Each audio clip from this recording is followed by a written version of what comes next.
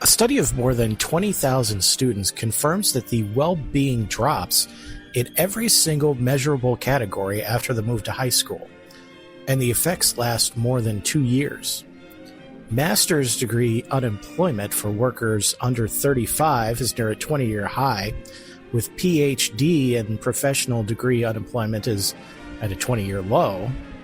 The lines used to move together, they don't anymore. And archaeologists in Australia found a 950-year-old dingo burial where generations of people kept returning to feed the grave for 500 years after the dog had died. While everyone was busy arguing about politics, a bunch of other things happened. I'm Keith Conrad, and this is News Side Quest. A study from Adelaide University tracked more than 20,000 students across South Australia as they moved from primary school into high school, analyzing over 104,000 well-being records collected between 2019 and 2025. Apparently you do have a permanent record, who knew? The findings are pretty striking, not because they're surprising, but because they put hard numbers on something most of us personally experienced. Well-being declined across every single measured domain over the transition. Happiness, optimism, perseverance, emotional regulation, cognitive engagement, and the life satisfaction all dropped. Sadness and worry increased, and the damage didn't resolve quickly. The negative effects persisted for more than 2 years after the transition, with girls and students in remote areas experiencing the sharpest declines. Here's the part I think matters the most, though. The researchers had a rare opportunity to compare two groups of students who moved to high school at different ages. One group at year 7 and another at year 8. And they found that the well-being decline happened to both groups at the same time, which means it wasn't just puberty or normal adolescent development doing this, it was specifically the school transition itself. The lead researcher put it directly: people often assume that declines in well-being are simply a normal part of growing up, but our research suggests the transition itself is a major driver. Too often, poor well-being in the early teenage years is dismissed as part of normal development. What's interesting about this is the practical implication. The study's co-author said, "Transition support cannot end after orientation week. Our findings show that for many students, well-being challenges don't disappear after the first term or even the first year of high school.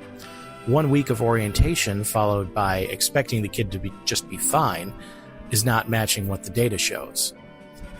Nobody should be surprised by this. High school is just a different kind of place. It's bigger, louder, more socially complex, more academically demanding, and suddenly you're being evaluated by 6 different teachers instead of a handful who knew you well. Everything that made you feel safe and competent gets reset.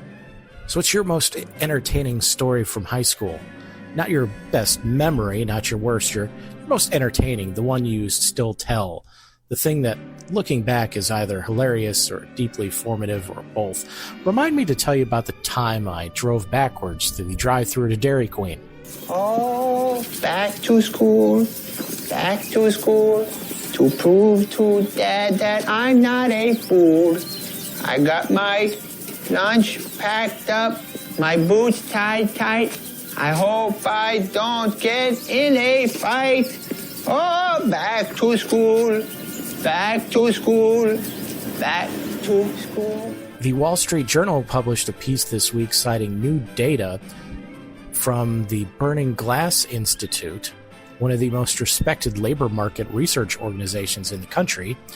And the finding is one we have to put into context because it connects to almost everything we've covered about education and work in the past month or so. The unemployment rate for workers under 35 with a master's degree is currently at the 77th percentile of all readings in the past 2 decades. That means it's higher than it's been in 77 of the months tracked since 2003.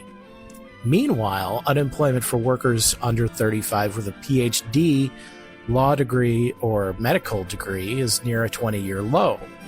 For most of the past 2 decades, those lines have basically been together, but not anymore. The chief economist on the study gave the clearest explanation: more degrees facing fewer of the positions those degrees were meant to unlock. Master's programs grew 69% to more than 33,000 programs between 2005 and 2021. The credential inflated, but the jobs didn't inflate with it. More than 40% of employers surveyed this year say they have no plans to hire MBAs at all, up sharply from 26% who said the same in 2025. AI is accelerating a shift towards skills-first hiring, where employers care less about the credential and more about whether the person can actually do the job, which might not be all bad. There's a guy in this piece that I want to mention because the story is the human version of these numbers. Kevin Vado left jobs at Morgan Stanley and Wells Fargo to get a full-time MBA at the University of Florida. While in school, he applied for about 200 positions and networked with more than 80 alumni. He graduated earlier this month. He hasn't gotten the amount of offers that he expected, and it's been tough even getting interviews. He did everything right by the old rules, but unfortunately the rules have changed. Back in my day, never thought I would say those words, but here we are, a bachelor's degree was supposed to set you up for life. Now a master's degree isn't actually even doing that. This is a real pattern, not just generational complaining. The credential escalation is documented. Each generation has had to get more education to get access to the same economic position their parents reached with less. And now that escalation is just running off the road entirely because the positions the degrees were meant to unlock aren't growing as fast as the degrees themselves. What did you think your degree was going to do for you, and what did it actually do?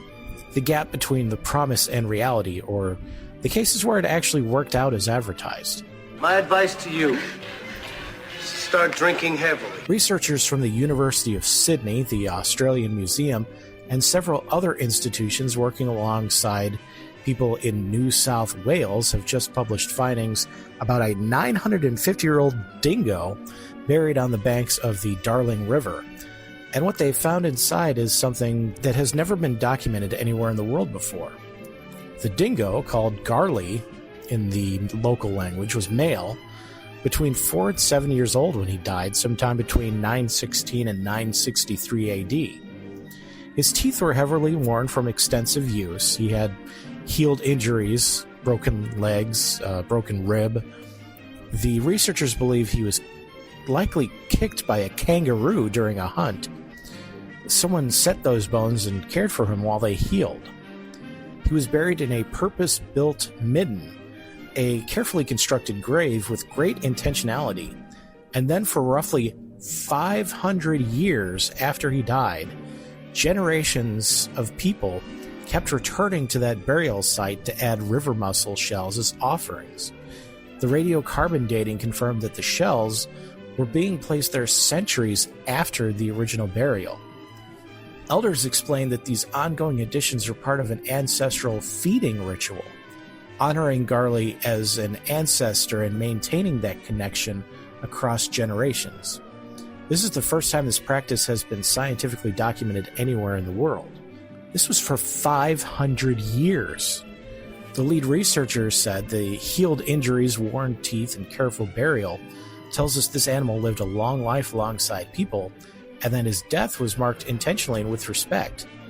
Dingoes like this weren't simply tolerated around camps, they were tamed, lived with people, and were embedded in daily life.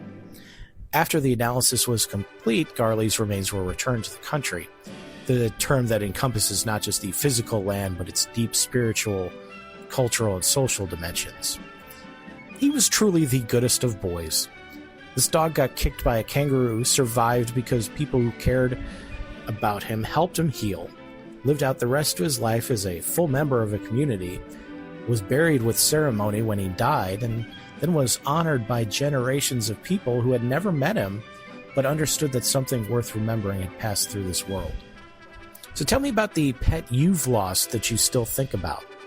Not just the sadness of the loss, but specifically about them, the habit, personality, the thing they did that was entirely theirs. Are you crying? Am I crying? No, I'm not crying. You're crying. The Titanic series on side quests is about halfway through. If you haven't listened yet, now's the time to start from the beginning. Free condensed version for everybody, full extended cut for paid subscribers. Find SideQuest wherever you get your podcasts or at newsidequest.com. Would you like to know more? A woman opened a bag of pre-washed salad from her grocery store and found a live frog inside. The frog appeared healthy. The only thing worse than finding a frog in your salad bag is finding half of a frog in your salad bag. I want to add the frog's perspective on the situation. Sealed in a bag of lettuce, suddenly exposed to fluorescent grocery store lighting. That probably wasn't a great experience. You don't win friends with salad. You don't win friends with salad. You don't win friends with salad. You don't win friends with salad. You don't win friends with salad. A woman posted a viral video of herself removing a dealer decal from her new Ford Maverick using a heat gun, declaring she was not a free billboard. Video got millions of views, which suggests this is a grievance many people share. I actually recently removed a license plate frame from my own car for exactly the same reason. I paid you money. Why would I advertise for you? The heat gun is a more committed solution than I required, but I respect the energy. Don't act like you're not impressed. A woman gave birth in a New York courtroom during her arraignment, delivering a healthy baby boy while proceedings were underway. The arraignment was paused. I'm looking forward to the Law & Order episode that's similar enough to this that everyone knows what it's based on, but just different enough that the producers don't have to pay royalties to the new mother. That episode is coming. It's only a matter of time. Finally, a shipwrecked sailor in California fired a rescue flare that started a wildfire on the Channel Islands. The sailor was rescued. The wildfire required a significant response to contain. If rescuers missed the flare, they definitely saw the wildfire. So the outcome was technically correct, even if the method was just a little excessive. The sailor is fine. The island is still working on it. Yeah! Look what I have created! I have made fire! I have made fire! That's it for a new side quest. 3 questions out there for your consideration. Your most entertaining high school story, what your degree actually did versus what you're told it would do, and the pet you've lost that you still think about it, the specific thing that was theirs. Email me at newssidequest@gmail.com or hit me up in the Substack comments. See you tomorrow.